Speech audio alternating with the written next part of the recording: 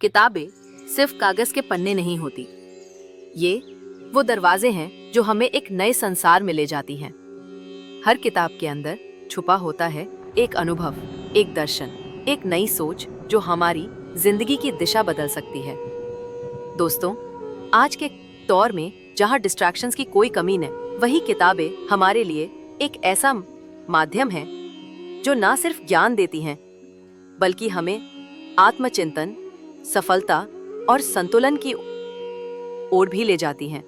चाहे वो आत्मविकास की किताबें हों जो हमें अपने अंदर झांकने की प्रेरणा दें, या बिजनेस और फाइनेंस की किताबें जो हमें पैसे और समझदारी से जीने का हुनर सिखाएं, या फिर आध्यात्मिक ग्रंथ जो हमें आत्मा और परमात्मा के गहरे रहस्यों से जोड़ें।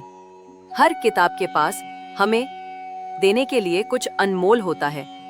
इस चैनल पर हमारा उद्देश्य यही है, आपको इन महान पुस्तकों का सार सरल, सच्चे और प्रेरणादायक अंदाज में देना, ताकि आपका समय बचे लेकिन ज्ञान में कोई कमी ना रहे। हम यहाँ सिर्फ किताबें नहीं सुनाते, हम आपको उस सोच से जोड़ते हैं जो हजारों जीवन बदल चुकी है। और अगला नाम आपका हो सकता है, तो जुड़े रहिए, सीखते रहिए, क्योंकि एक अच्छी किताब, एक अच्छा विचार आपकी जिंदगी बदल सकता है। क्या आप तैयार हैं इस ज्ञान यात्रा के लिए?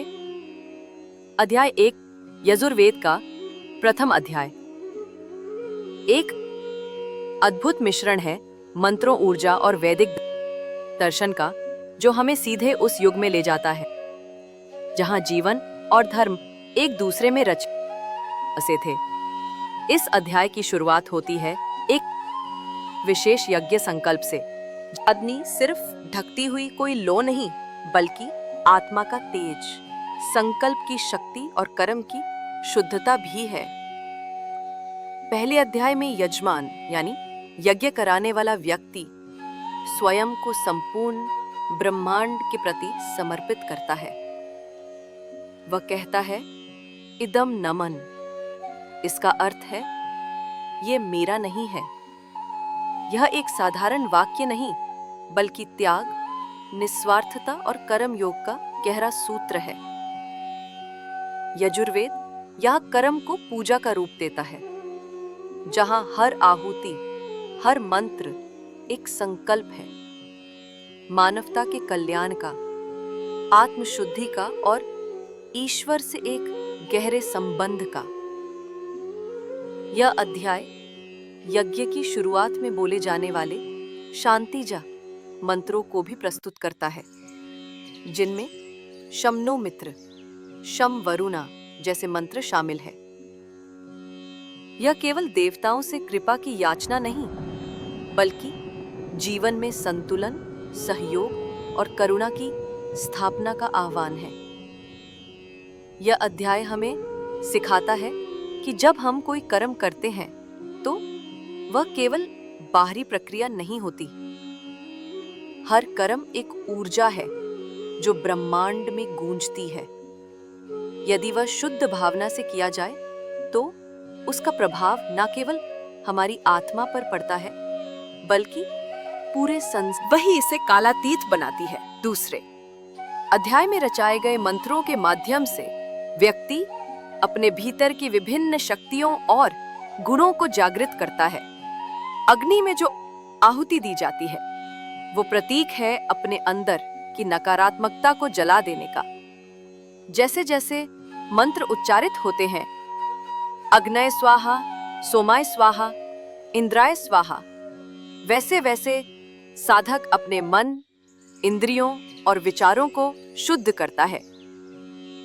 यह देवता केवल ब्रह्मांड की शक्तियां नहीं, हमारे भीतर की चेतना के विविध रूप है। अग्नि साहस है, सोम शांति है, इंद्र शक्ति और निर्णय है। यह अध्याय यह भी सिखाता है कि यज्ञ में दिया गया हर तत्व, चाहे वह घी हो, जौ हो या समिधा, केवल भौतिक वस्तुएं नहीं है। यह हमारी भावनाओं के प्रतीक है। जब हम घी अर्पित करते हैं तो हम उसमें अपनी श्रद्धा, प्रेम और विश्वास डालते हैं, और जब उसे अग्नि में डालते हैं तो हम उसे परमात्मा को समर्पित कर देते हैं। यही है कर्म को योग में बदलने की प्रक्रिया जो यजुर्वेद के जन्म लेती है। क्या सच में हम अपने हर कर्म को एक यज्ञ बना सकते हैं? क्या हमारी हर क्रिया में समर्पण, शुद्धता और अनुशासन की अग्नि जल सकती है?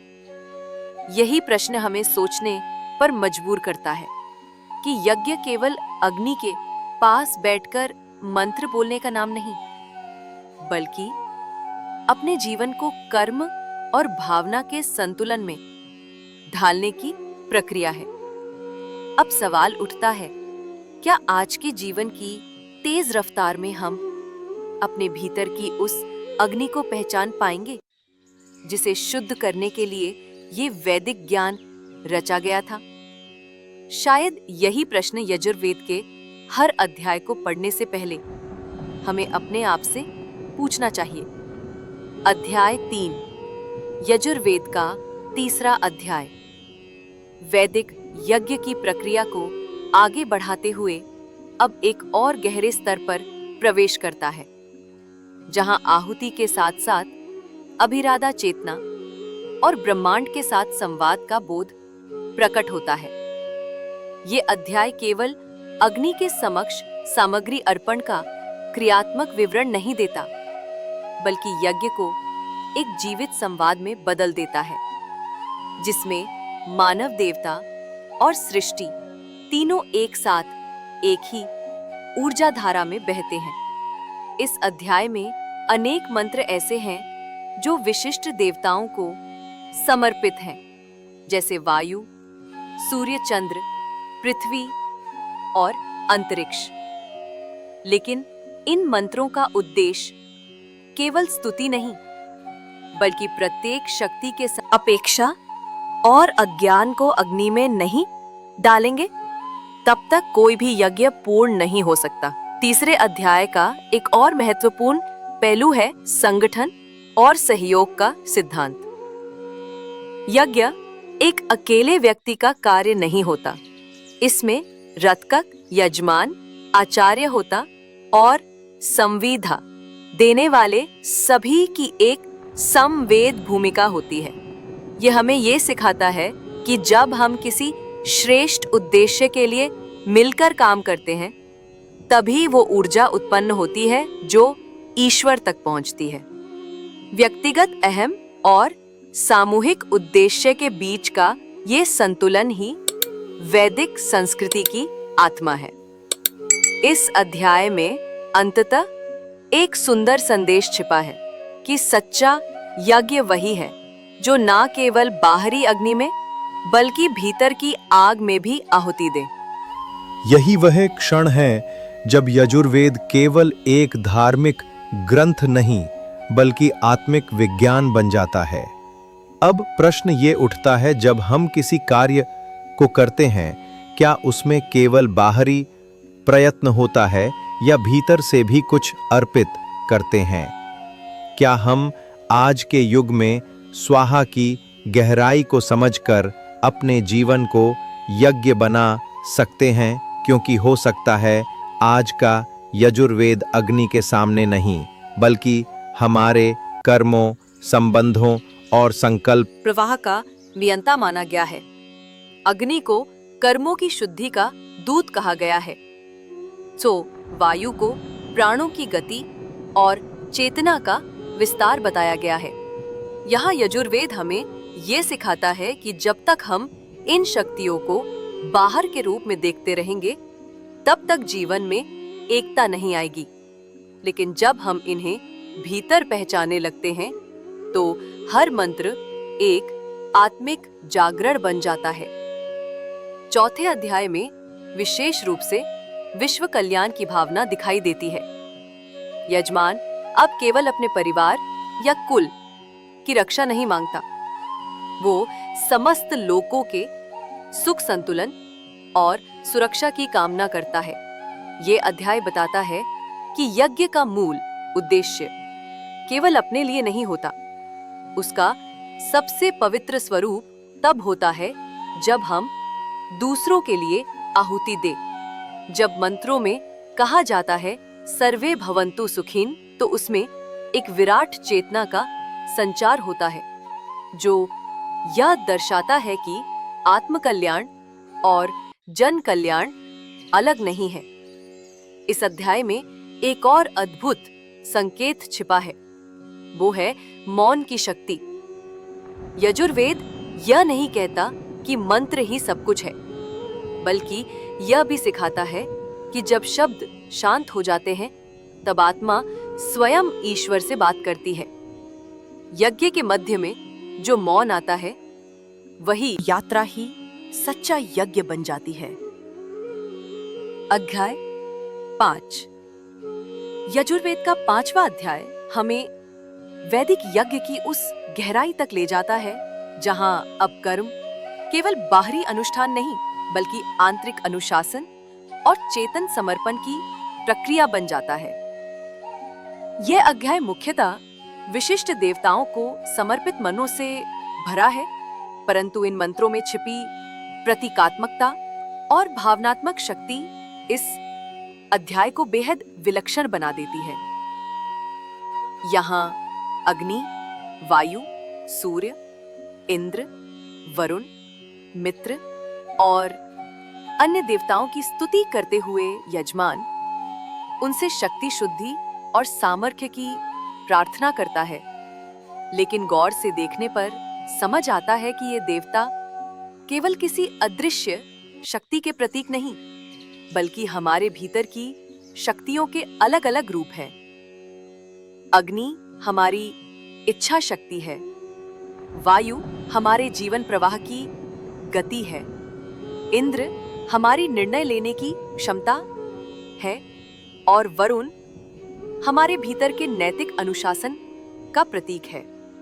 5वां अध्याय यह भी स्पष्ट करता है कि यज्ञ केवल कर्मकांड नहीं बल्कि संवेदनशील चेतना का अभ्यास है। जब यजमान मंत्र बोलता है और वो है जो केवल अग्नि के समक्ष नहीं होता, बल्कि जो हर निर्णय, हर कर्म, हर भाव में जीवित रहता है।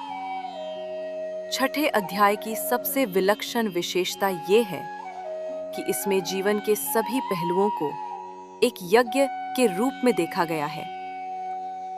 सोचना एक यज्ञ है, बोलना एक यज्ञ है, खाना, चलना, सेवा करना, प्रेम देना, सब कुछ एक दिव्य कर्म है, यदि वह सजगता और समर्पण से किया जाए।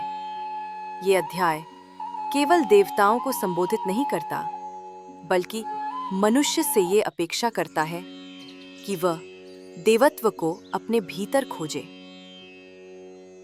यजुर्वेद का यह अंतिम भाग हमें आत्मज्ञान की ओर भी ले जाता है। ये कहता है कि जब तक हम खुद को केवल शरीर, नाम और पहचान तक सीमित रखते हैं, तब तक हम सच्ची मुक्ति को नहीं जान सकते। लेकिन जैसे जैसे हम अपने भीतर की ब्रह्म शक्ति को पहचानते हैं, वैसे वैसे हमारा जीवन स्वयं एक यज्ञशाला बन जाता है और हर सांस एक मंत्र। इस अध्याय में ये भाव भी उभर कर सामने आता है कि प्रकृति और पुरुष, शरीर और आत्मा, कर्म और संकल्प, सभी के बीच एक दिव्य संतुलन होना आवश्यक है। यही संतुलन यजुर्वेद का सार है। यही वह स्थिति है जहां व्यक्ति संसार में रहते हुए भी संसार से ऊपर उठ सकता है, जहां वह अपने हर कर्म को एक आहुति की तरह देखता है, ईश्वर को समर्पित संपूर्ण रूप से निर्मल। अब जब हम इस अद्भुत ग्रंथ की अंतिम पंक्तियों तक पहुंच चुके हैं, तो एक सवाल हमारे सामने खड़ा होता है। क्या हम अपने जीवन को केवल इस दिन कुछ समय मौन में बिताएं? वहां आत्मा ईश्वर से बात करती है। प्रकृति से प्रेम करें, क्योंकि वही हमारे भीतर के देवताओं का प्रतिबिंब है। और सबसे महत्वपूर्ण बात, अपने जीवन को केवल अपने लिए न जिए, बल्कि उसमें विश्व कल्याण की भावना भी जोड़े। यही यजुर्वेद का अमृत संदेश है। यजुर्वेद समाप्त नहीं होता, वो आरंभ करता है एक नए दृष्टिकोण का, एक नई यात्रा का, जहां हर व्यक्ति स्वयं एक आर्षी बन सकता है।